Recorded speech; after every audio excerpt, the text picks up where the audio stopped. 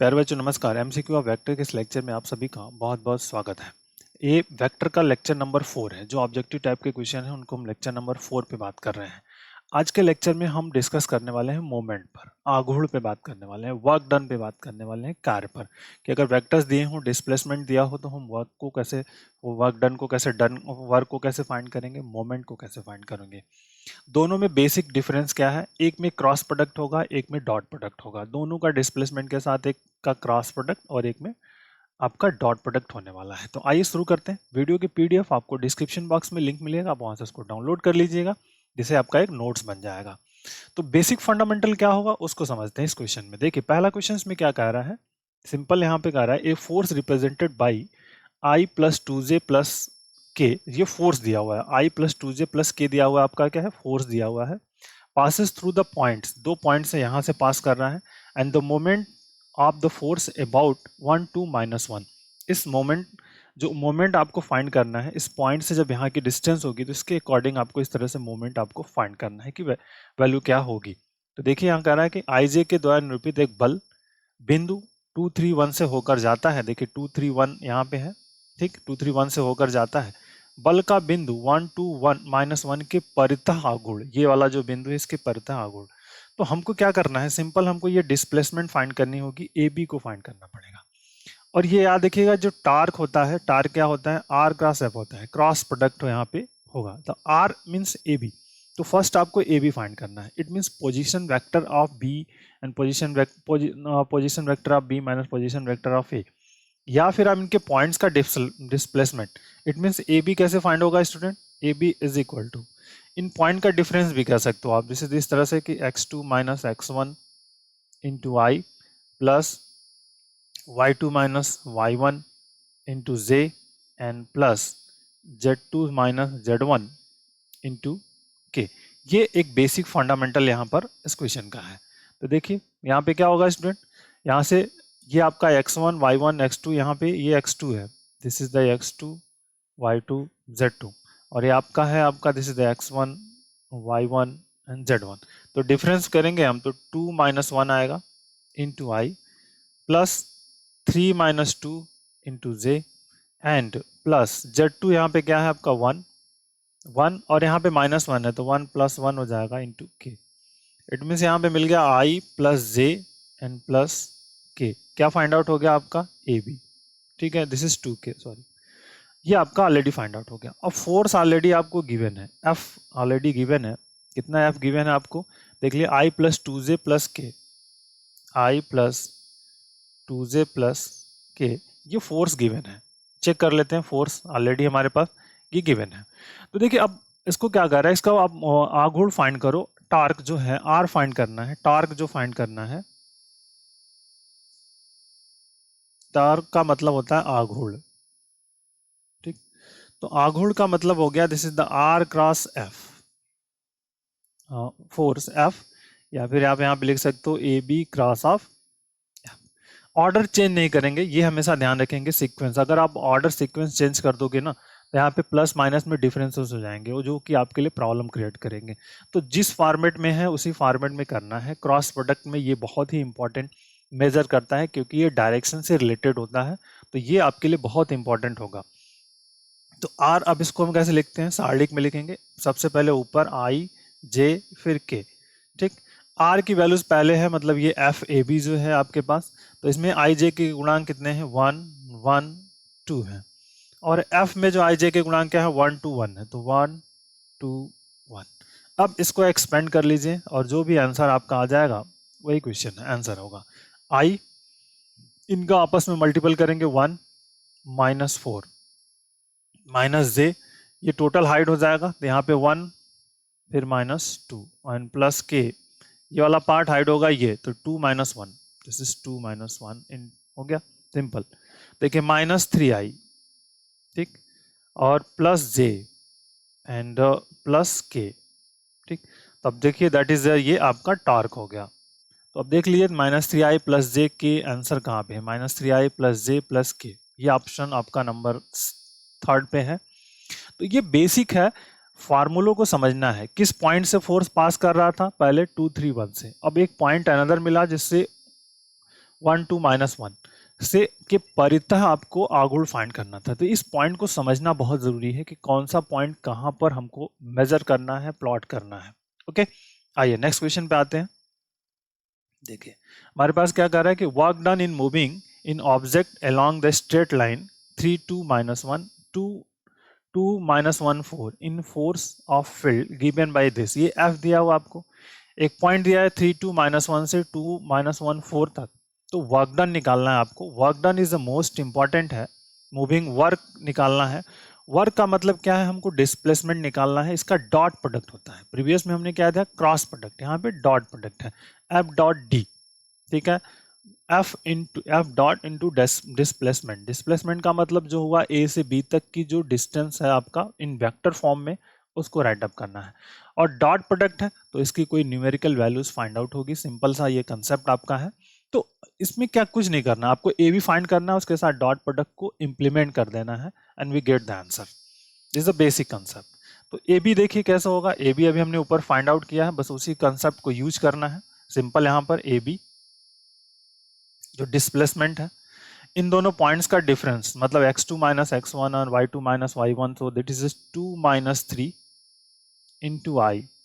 ठीक, and plus -1 -2 into J, and फिर यहाँ पर प्लस 4 माइनस 4 प्लस 1 इंटू के। सिंपल, तो देखिए यहाँ पे क्या आ जाएगा, -i -3j और plus 5k, that is value of A B. अब इसके साथ हमको डॉट प्रोडक्ट निकालना है। वर्क डन जो है एफ डॉट डी, तो आइए वर्क डन निकालते हैं। F dot D, work done, कार्य, is equal to F dot D. This is vector quantities है। तो फोर्स ऑलरेडी हमारे पास क्या गिवन है, इसको देख लें हम। फोर्स हमारे पास क्या है, फोर्स के बारे में इंफॉर्मेशन यहाँ पे ऑलरेडी हमारे पास है। क्या है आपका, दिस इज यार 4i -3j plus 2k, 4i -3j plus 2k, 4i -3j plus 2k। ठीक, और डॉट प्रोडक्ट्स इसके साथ जाएंगे, -i -3j and plus 5k। तो अब डॉट प्रोडक्ट है तो सिर्फ आई के जो गुणांक हैं, जे के गुणांकों का उनका मल्टीप्लीकेशन हो जाएगा। 4 into -1 plus -3 into -3 plus 2 into 5। Simple, I J K जो गुणांक हैं उनका आपस में मल्टीप्लीकेशन, -4 प्लस 9 प्लस 10, और 10 एंड 9 20 और 19 और -4 15। तो दैट इज द वैल्यू आपका 15। तो देख लीजिए 15 हमारे पास यहाँ पर आंसर है। ए वाला ऑप्शन जो है ना इसका करेक्ट हो जाएगा। तो बेसिक है, इन बेसिक क्वेश्चन के पैटर्न को समझते हुए हम करेंगे ना तो क्वेश्चन को बहुत आसानी से कर पाएंगे। फंडामेंटल आपको याद होना चाहिए। अगर आप जब एग्जाम में आपकी प्रैक्टिस हो जाएगी तो बहुत ही तेजी से आप क्वेश्चन को कर पाओगे और आपके लिए बहुत ही हेल्पफुल रहेगा कंसेप्ट। ठीक है, आइए नेक्स्ट क्वेश्चन पे देखते हैं क्या बात बन सकती है हमारी। यहाँ पे सेम पॉइंट ऑफ क्वेश्चन है, force this is acting at A point this, it moment about this is most important है। तो आप इसको भी वही सेम पैटर्न पे क्वेश्चन है। फोर्स दिया हुआ है, is acting at point 1 -1 2, the moment about the point this. मतलब यहाँ पर एक पॉइंट है, पहले एक्ट किया, यहाँ पे फोर्स अप्लाई हुआ है। इस पॉइंट का नाम क्या है, 1 -1 एंड 2। ठीक, और एक पॉइंट यहाँ पर कहीं इधर हो सकता है आपका, दिस इज 2 -1 एंड 3। इसके अबाउट मोमेंट को फाइंड करना है। ये एफ है, ये ए है आपका, ये बी है। Simple, that is important. तो ए बी फाइंड कर लीजिए और फिर इसके साथ क्रॉस प्रोडक्ट को फाइंड आउट कर लेंगे। It moment about this and we get the answer. तो आपको ए बी फाइंड करना है। तो ए बी क्या हो जाएगा स्टूडेंट, यहाँ पे सिंपल देखिए, ए बी अगर इन पॉइंट्स का डिफरेंस करेंगे तो पॉइंट का डिफरेंस हमको निकालना है। 1 -2 करेंगे तो 1 -2 जब ऐसे करोगे तो आप क्या आएगा, -2 आएगा तो -1 आएगा, मतलब माइनस आई आ जाएगा। ठीक, फिर -1 और +1 कर देंगे तो -1 + 1 वी गेट द 0। ठीक है, यहाँ पे क्या आ जाएगा, 0 जे आ गया। और फिर 2 -3 करेंगे तो -k आ जाएगा। सिंपल, 2 -3। तो ए भी फाइंड आउट हो गया। एफ ऑलरेडी आपके पास गिवन है। एफ ऑलरेडी आपको कितना गिवन है, 3i + 2j - 4k। तो जो मोमेंट है मोमेंट के बारे में आपको फार्मूला पता चल गया कि मोमेंट हम कैसे फाइंड आउट करते हैं। इज अ बेसिक कंसेप्ट है मोमेंट का। सिंपल सा एफ आर क्रॉस एफ निकाल लीजिए and we get the moment. ठीक है, आर क्रॉस एफ की बात कर लेंगे। This is the R cross F, यही तो आपका मोमेंट है। मोमेंट इज इक्वल टू, तो आर की वैल्यूज मतलब ए बी है हमारे पास, तो ए बी क्रॉस एफ। ठीक है, and put the in matrix form, that is solid form, A I J K and is here, तो -1 0 -1 एंड 3 2 -4। अब इसमें से आप सिंप्लीफाई करके देख लीजिए कौन सा रिजल्ट आपके पास फाइंड आउट हो सकता है, and we get the result. -4 इसको करेंगे तो -2 आएगा, मतलब +2, तो 2i आ गया सिंपल। -j होता है और ये हाइड हुआ तो माइनस यहाँ से +4 और +3, तो -7j सिंपल।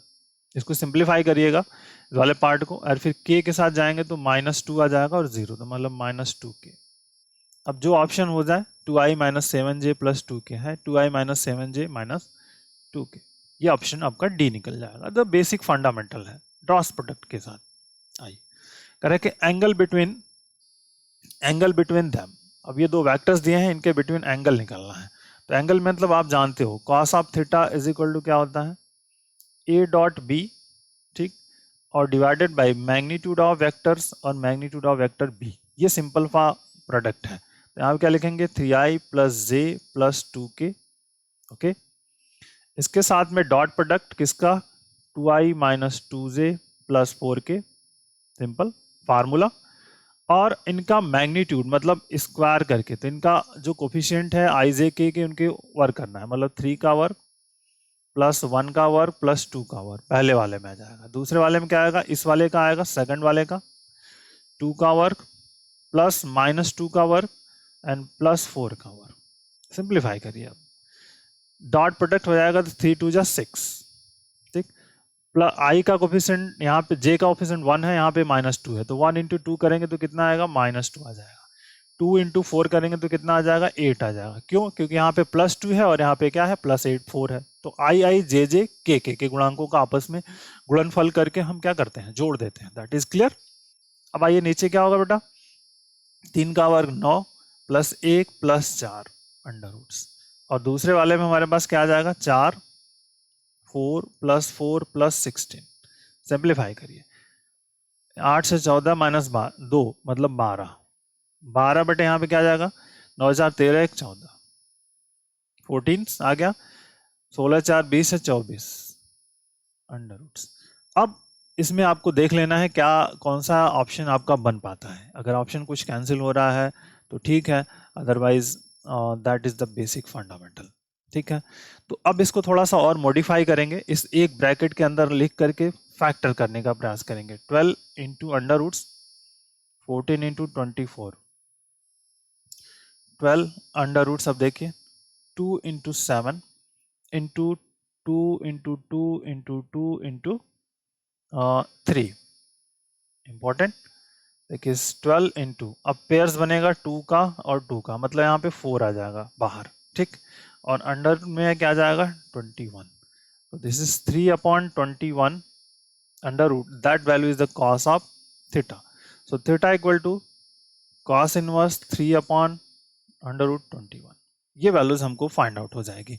अब देखते हैं ऑप्शंस में हमारे पास कोई है, 3/21 है, ये angle between them, this is cos theta, ये एक्चुअल में कॉस थीटा पूछा है आपसे, that is year cos of theta की वैल्यू, या इनवर्स के फॉर्म में इसको लिख लेंगे तो ये वैल्यूज निकल जाएगी। Angle between this is cos of theta is equal to this, ठीक है, यहाँ पे एक्चुअल में क्वेश्चन में होगा कॉस थीटा की वैल्यू, तो फाइंड आउट करना है तो 3/21। तो इस तरह से ये कंसेप्ट यूज करके इसको सिंप्लीफाई कर सकते हैं। इस क्वेश्चन में कह रहा है वर्क डन निकालना है, तो आप इसको जरूर ट्राई करिएगा, ये आपके लिए होमवर्क दे रहा हूँ। इसको आपको क्या करना है, f.d निकाल लेना है और मुझे कमेंट बॉक्स में आंसर बताना है। ओके, चलिए, basic fundamental. Take care, thank you, bye bye, जय हिंद।